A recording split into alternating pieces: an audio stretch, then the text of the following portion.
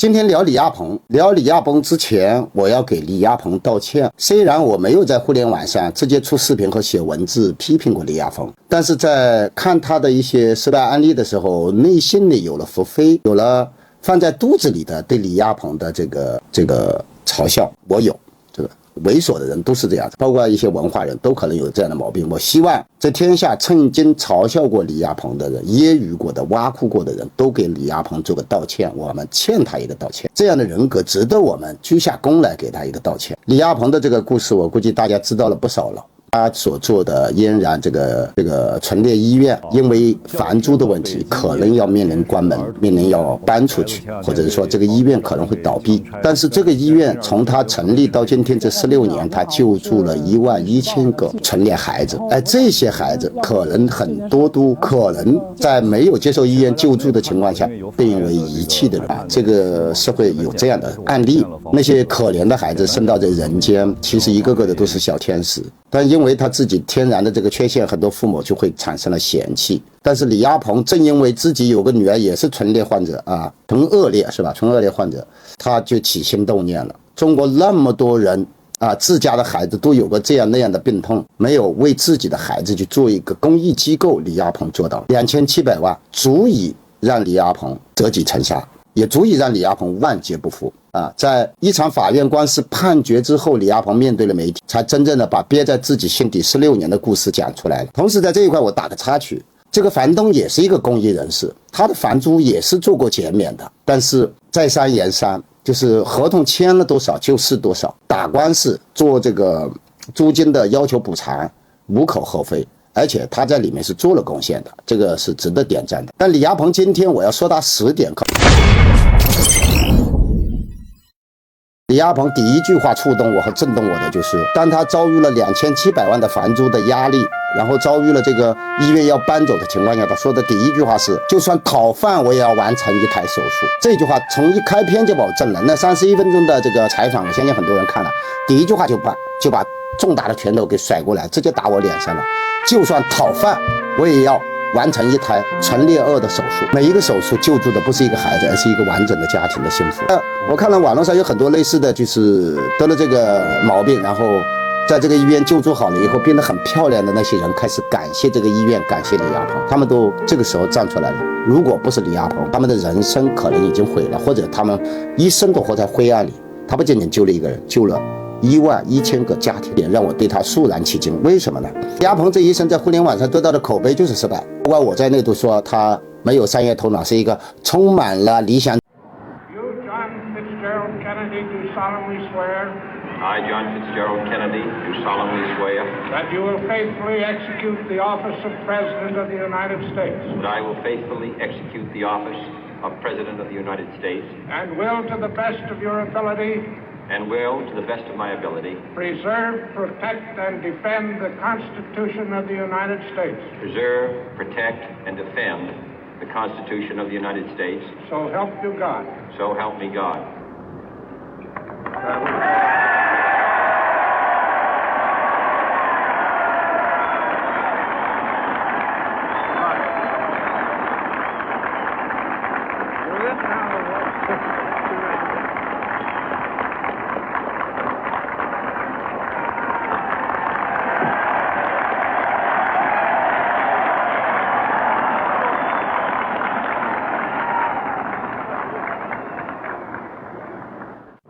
Vice President Johnson, Mr. Speaker, Mr. Chief Justice, President Eisenhower, Vice President Nixon, President Truman, Reverend clergy, fellow citizens.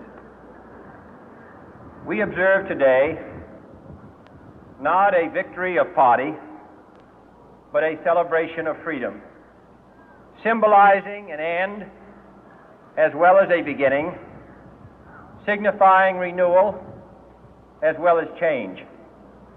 For I have sworn before you and Almighty God the same solemn oath our forebears prescribed nearly a century and 3/4 ago. The world is very different now, for man holds in his mortal hands the power to abolish all forms of human poverty and all forms of human life. And yet the same revolutionary beliefs for which our forebears fought are still at issue around the globe. The belief that the rights of man come not from the generosity of the state, but from the hand of God. We dare not forget today that we are the heirs of that first revolution. Let the word go forth from this time and place to friend and foe alike that the torch has been passed to a new generation of Americans born in this century, tempered by war, disciplined by a hard and bitter peace, proud of our ancient heritage, and unwilling to witness or permit the slow undoing of those human rights to which this nation has always been committed and to which we are committed today at home and around the world.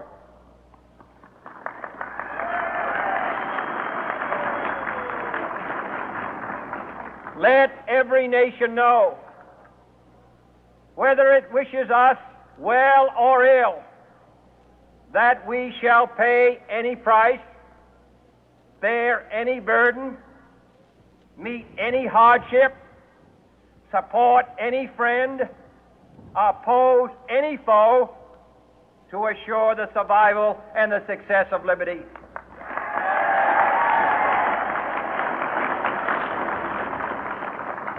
This much we pledge and more. To those old allies whose cultural and spiritual origins we share, we pledge the loyalty of faithful friends. United, there is little we cannot do in a host of cooperative ventures. Divided, there is little we can do, for we dare not meet a powerful challenge at odds and split asunder. To those new states whom we welcome to the ranks of the free, we pledge our word that one form of colonial control shall not have passed away merely to be replaced by a far more iron tyranny. We shall not always expect to find them supporting our view, but we shall always hope to find them strongly supporting their own freedom, and to remember that in the past, those who foolishly sought power by riding the back of the tiger ended up inside.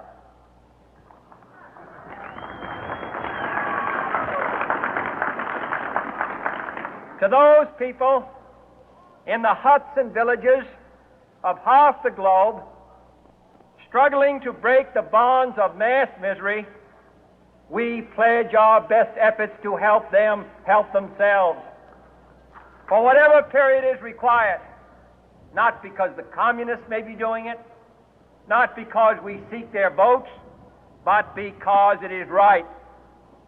If a free society cannot help the many who are poor, it cannot save the few who are rich.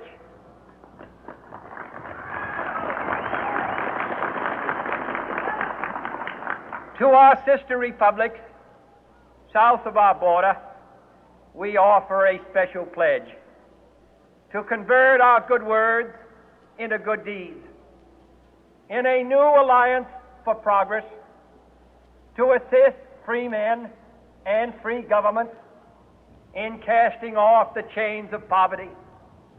But this peaceful revolution of hope cannot become the prey of hostile powers. Let all our neighbors know that we shall join with them to oppose aggression or subversion anywhere in the Americas. And let every other power know that this hemisphere intends to remain the master of its own house.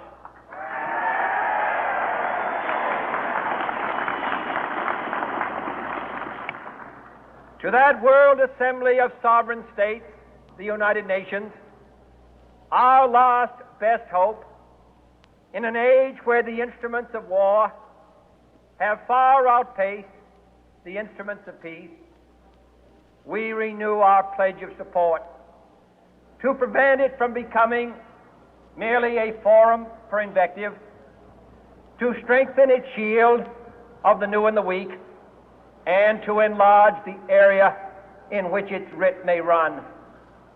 Finally, to those nations who would make themselves our adversary, we offer not a pledge, but a request that both sides begin anew the quest for peace. Before the dark powers of destruction, unleashed by science, engulf all humanity in planned or accidental self-destruction, we dare not tempt them with weakness, for only when our arms are sufficient beyond doubt can we be certain beyond doubt that they will never be employed. But neither can two great and powerful groups of nations take comfort from our present course, both sides overburdened by the cost of modern weapons, both rightly alarmed by the steady spread of the deadly atom, yet both racing to alter that uncertain balance of terror that stays the hand of mankind's final war. So let us begin anew, remembering on both sides that civility is not a sign of weakness, and sincerity is always subject to proof. Let us never negotiate out of fear, but let us never fear to negotiate.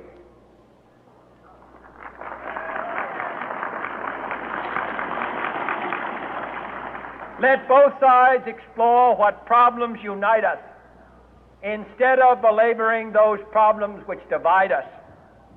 Let both sides, for the first time, formulate serious and precise proposals for the inspection and control of arms, and bring the absolute power to destroy other nations under the absolute control of all nations.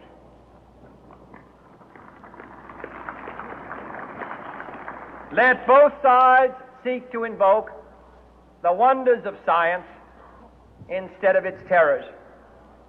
Together, let us explore the stars, conquer the deserts, eradicate disease, tap the ocean depths, and encourage the arts and commerce. Let both sides unite to heed in all corners of the earth the command of Isaiah to undo the heavy burden and let the oppressed go free. And if a beachhead of cooperation may push back the jungle of suspicion, let both sides join in creating a new endeavor, not a new balance of power, but a new world of law, where the strong are just and the weak secure and the peace preserved. All this will not be finished in the first 100 days, nor will it be finished in the first 1,000 days, nor in the life of this administration, nor even perhaps in our lifetime on this planet. But let us begin.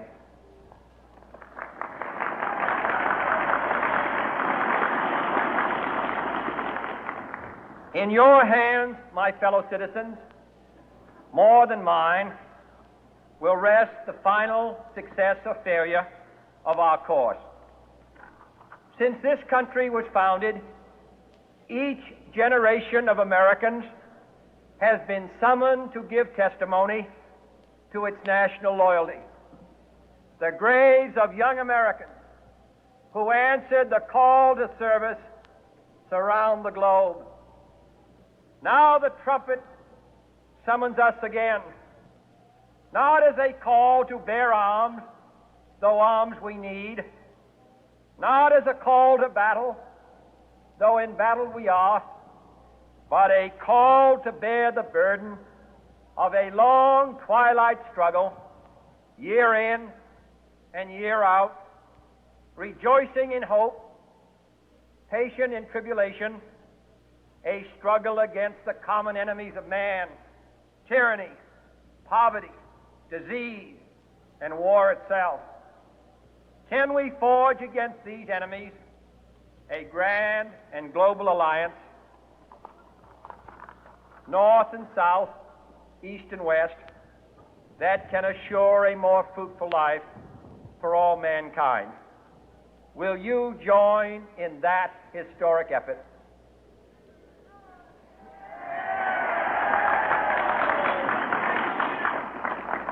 In the long history of the world, only a few generations have been granted the role of defending freedom in its hour of maximum danger. I do not shrink from this responsibility. I welcome it.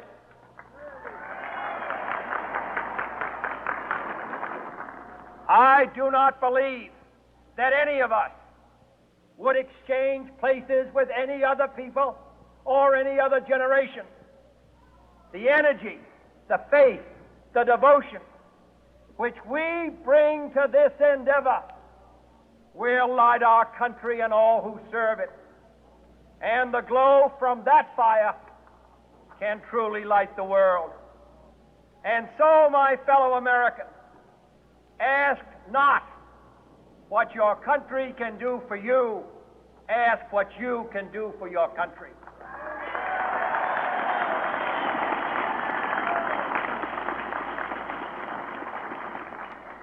My fellow citizens of the world, ask not what America will do for you, but what together we can do for the freedom of man.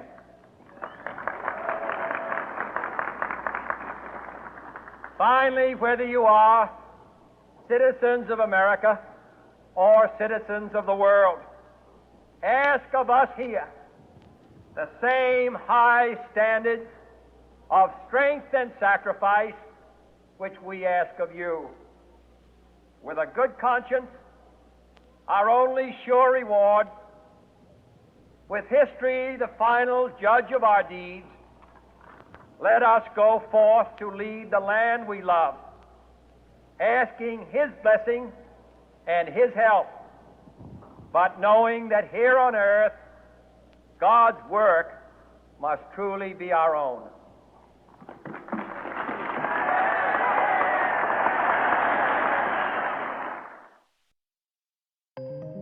要感谢你，不是你来到了李亚鹏的家，可能这个唇腭裂患者依然是被社会忽视的，尤其是那些没有钱的贫穷家庭的唇腭裂患者。李嫣然，每一个唇腭裂家庭的患者都欠你一个感谢。嫣然的不是李亚鹏的。如果不是你来到了李亚鹏这个家，李亚鹏就不会起心动念，叫一念起而万念起，他一念起就不灭了，一念不灭。都是你激活了你爸爸去做了这么一件伟大的事。 那11000个家庭早就破碎，这是个因在李嫣然身上，这个因是一个抽象的因，是一个偶然的因，但得出了11000个善果在那。李嫣然，谢谢你，都是你，这天下的唇腭裂患者不可能被一个因解决的，而且是全世界最高水平的。也就是说，李亚鹏讲了，他那个医院是获得全球什么？ 医疗专业这个认可的第一家、首家，中国最好的医院，在这个标准里面，据说有300多项检查的标准达标的中国医院，李亚鹏是首次拿下这个认证的，这个很牛，这个太牛了！这样的医院在中国太棒了。第10条也就一句话：李亚鹏你配上台面，而且你可位列仙丹，你是不知道是谁派来人间做好事，你可配上台面，你可位列仙丹。 这是我今天拍的第1集，拍的有点梗，有点压抑。明天我会留下来拍第2集，还有第3集。我准备给李亚鹏收个系列专场。那这个事情真的好好的讲，这个大讲特讲，有一些那些是是非非，有一些那些红尘俗事，有一些什么凡尔赛，该批评的批评完了。李亚鹏这个事我连续拍戏，我从不同的角度来拍一下这个故事的价值点、伟大点和来到人间的意义点，我要把它展开来拍。谢谢大家。